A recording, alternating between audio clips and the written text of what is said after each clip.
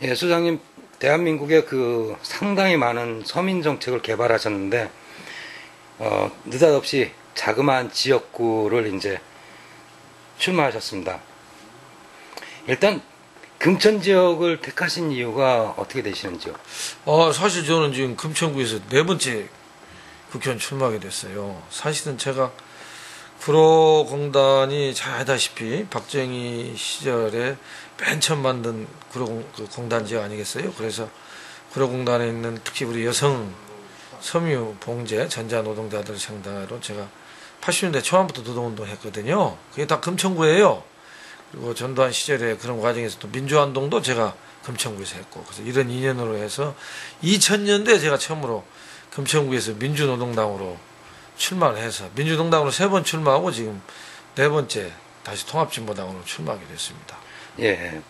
그, 금천구라는 곳에는 그 중앙정치와 어떤 상관관계를 갖고 있는지요? 뭐 중앙정치 관계가 없는 데야 있겠습니까만은, 뭐 한마디로 해서 이제 우리 금천구 하면은 뭐 언론에서도 자꾸 그렇게 나와서 그러는데, 서민들이 사는 동네, 좀 정체도 있는 동네, 못 사는 동네, 전철도 없는 동네, 뭐 그렇게 돼 있어요. 그래서 제가 봐도 좀 낙후되어 있는 건 사실이고요. 소방차가 못 들어가는 골목이 많은 아직도 동네고, 그렇지만 또 그러면서도 서민들이 많이 살면 서민들이 착하잖아요. 민심이 참 좋은 동네입니다. 뒤에 관악산 있고 앞에 안양천 흐르고 환경도 참 좋네요. 그래서 이게 잘 동네를 이렇게 서민들 중심으로 잘 발전시켜 나가면 살기 좋은 동네를 저는 만들 수 있다고 생각하고, 제가 2000년도 출마했을 때 제가 공약이에요. 나는 당을 안 바꾸고 지역구를 안 바꾸겠다. 그래서 저는 제가 얘기한 그 공약을 기어고 있는 사람이 몇십 명이 될지 모르겠지만 저는 그 공약 지키고 있습니다.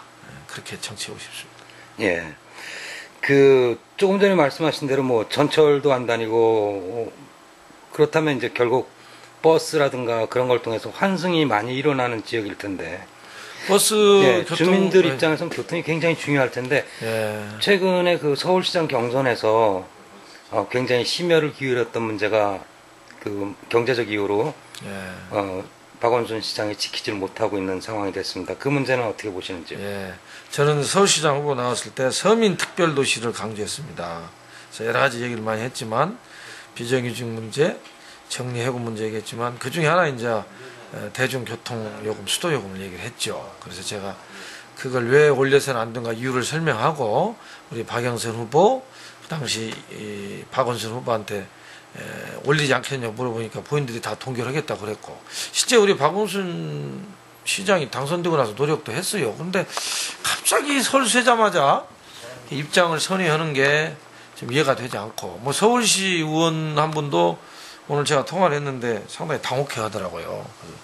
그래서 제가 볼 때는 지금 용납할 수가 없다. 그래서 지금 원래 이게 지금 우리 대한민국 국민들, 서민들 생활 물가가 지금 7% 올랐습니다. 심각한 상황이에요, 지금 물가가. 이런 상황에서 버스, 지하철, 수도, 택시 요금을 동시에 이렇게 올린다는 건 용납할 수가 없고요. 그래서 버스 업계, 그다음에 지하철 공사에 대해서 대대적 경영 혁신이 너무 많거든요. 그걸 하고 나서도 안 된다면 올린다면 저는 이해를 하겠는데, 그걸 먼저 하지 않고 이거부터 올린다는 게 이게 좀 용납할 수가 없어요. 그래서 이게 지금 직장인들한테는 상당히 큰 부담이 되고 있습니다. 예, 말씀 중에 정책적인 해결이 가능할 것처럼 느껴지는 예. 부분을 하셨는데, 제가 대화를 다 구체적으로 뭐 예를 들면요, 버스 업계 같은 경우는 지금 서울에 버스 업계가 66개나 돼요. 크고 작은 게. 거기 임원들이 다 연봉이 1억 이상이고요. 이건 더 조사를 해봐야 되겠지만, 한쪽으로 주장에 하면 서울시 교통과 퇴직 직원들이 임원을 많이 갖고 있다고 얘기를 해요.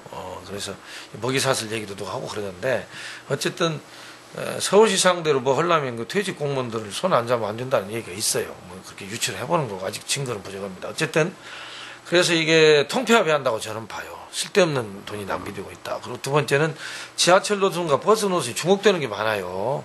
그렇게 해서 여러 가지 경영 혁신할 수 있는 방법이 많이 있습니다.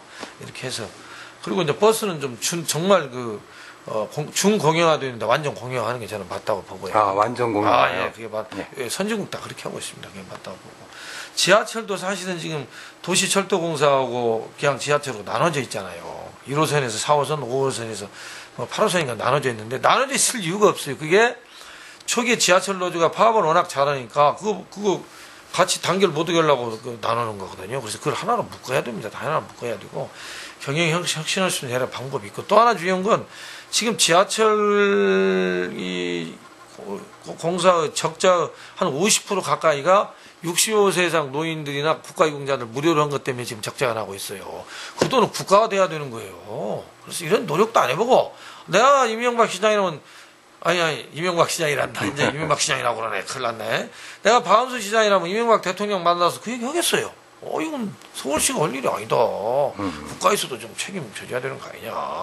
그렇게 해서 좀 노력을 해보고 안 되면 올리면 모르겠는데 김문수 지사도 만나고 노력하는 것 같더니 갑자기 서울시 오고 설날 선물이 그냥 무조건 물가 올린다 보니까 지금 서울 시민들이 지금 아주 분노에 차 있습니다 지금. 그리고 제일 중요한 건 직업 정치인이 아니고 정말 시민운동가로서 재벌들한테 후원금을 받아서 했지만 어쨌든 착한 일을 많이 한 분으로서 또 안철수 씨 지지를 받은 분 아니겠어요? 그래서 많은 서울 시민들이 기대를 한 몸에 안고 이렇게 하신 분인데 약속한 건 지켜야죠. 그리고 정말 서운한 게 제가 그걸 제안하는 사람인데 저하고 상의도 한마디 없었어요. 그 시민단체 전문가들로 상의도 한마디 없고 제가 아는 시의원 중에 한 사람, 물론 서울시의회에서 통과는 된 겁니다. 근데 서울시의원 주장이 시장이 결심만 하면 그냥 안 올 수 있다고 그럽니다. 그리고 그 시의원 같은 경우는 2월 말에 이 문제 가지고 공청회를 하려고 그랬는데 왜 이렇게 갑자기 올리는지 모르겠다. 이해는 가지만 압박을 했기 때문에 그래서 상당한 부분 좀 걱정이 됩니다. 그 다음에 이제 금천구의 아까 그 주택 상황을 말씀하실 때 굉장히 도로 사정이 소방차도 못 들어간다 이런 표현을 써주셨습니다. 그랬던 지역이 바로 은평구 쪽이었었는데 예. 은평구가 뉴타운 개발을 하면서 오히려 그 주거민들한테 주택을 소유한 사람부터 시작해서 전월세를 사시는 전체 주거민들한테 상당한 고통을 안겼습니다. 지금 금천구 같은 경우에 분들도 재개발에 대한 관심이 높을 텐데 그거는 어떻게 보시는지요? 지금 우리 금천구도 뉴타운 문제로 지금 대단한 갈등이 조성이 되고 있어요. 저도 금천구의 정치인 한 사람으로서 정말 그게 고민이 많이 됩니다. 그래서 어떻게든지 갈등과 대립을 하지 않으면서 잘 화해하면서 잘 해결될 수 있도록 하고 그러는데 저게 뉴타운을 주장하신 분한테 제가 그랬어요. 제 입지율이 70%만 된다면 내가 반대할 이유가 없다. 근데 지금처럼 뉴타운 해가지고는 20% 넘기가 힘들다. 그렇기 때문에 금천구 여러 가지 특징을 놓고 볼 때 두꺼비 하우징, 그 리모델링을 해가지고 아파트 지을 때는 좀 조금이라도 짓고 지금 있는 주택을 최대한 개조하거나 또 새로 짓 부분은 지어서 정말 불편하지 않게 너무 노후지 않게 또 도로망 이런 것들은 좀 시나 구가 좀 책임지고 하고 이렇게 해서 은평구처럼 두꺼비 하우징식으로 하는 방법이 금천구 지역에 있는 건설업자들 또 우리 집주인들 또 세입자들 모두가 다 만족시킬 수 있는 차선책이지만 방법이다 저는 그렇게 생각하고 있고 그렇게 지금 안내를 하려고 합니다. 근데 우리 구청장이 저하고 생각이 비슷해가지고 그런 부분에서 좀 같이 협력하려고 그러고 있습니다. 예. 그 다음에 이제 시민사회 운동 하실 때 정책 개발을 많이 하셨으니까 금천구랑은 조금 동떨어진 질문을 한번 드리겠습니다.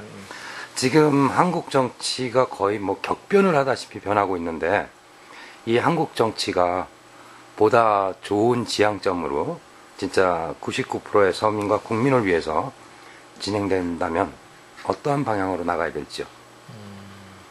저는 우선 정책적인 과제로 얘기한다면 재벌에 대한 대대적 개혁 없이는 안 된다고 봅니다. 그래서 1% 재벌들과 외국 투기자분들 이 사람들이 경제를 좌지우지하는 이 시스템을 고치지 않는 한 대한민국은 희망이 없다고 보고요.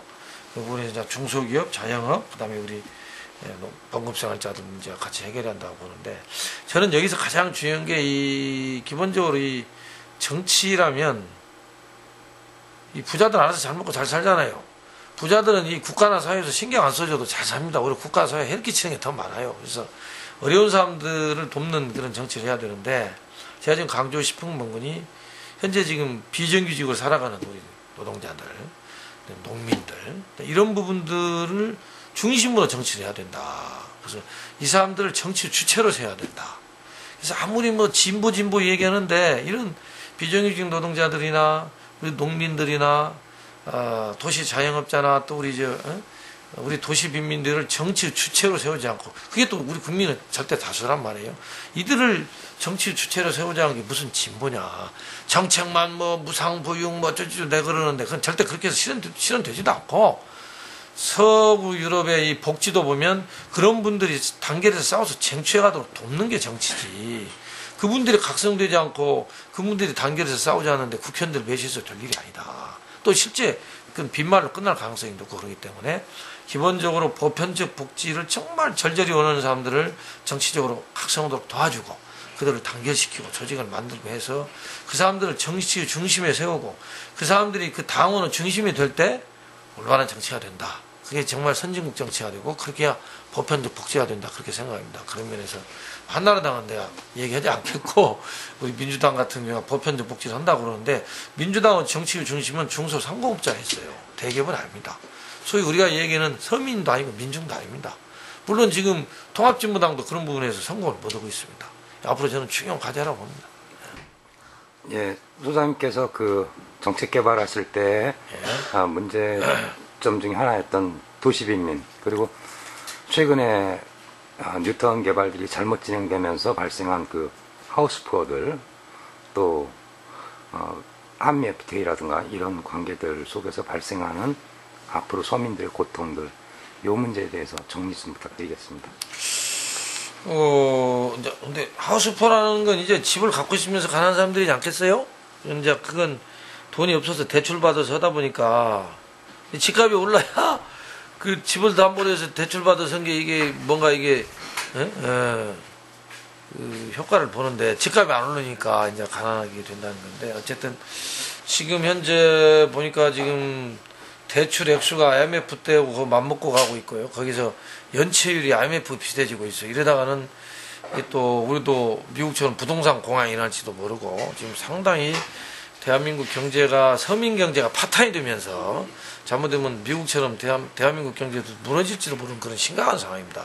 이런 상황 속에서 하우스푸어 문제, 주택 대출 문제, 은행 그 부채 문제, 이런 것들을 제대로 해결하지 않으면 안 된다. 뭐 방법은 여러 가지 있습니다. 방법은 여러 가지 있는데, 그래서 대대적인 그 정책적인 그 혁신을 통해 가지고, 예를 들면 금리를 변동금리를 하지 말고 고정금리를 하고, 지금 대출을 받아가지고 제대로 이자를 못 갚는 사람들에 대해서 혁신적인 대책을 내놓지 않으면 우리나라도 부동산 공황이 날 수도 있다. 그러면서 전체적으로 경제가 무너지기 때문에 이 부분에서는 빨리 착수하지 않으면 안 되고요. 어쨌든 지금 대한민국은 1%만 잘 사는 사회로 되어버렸습니다.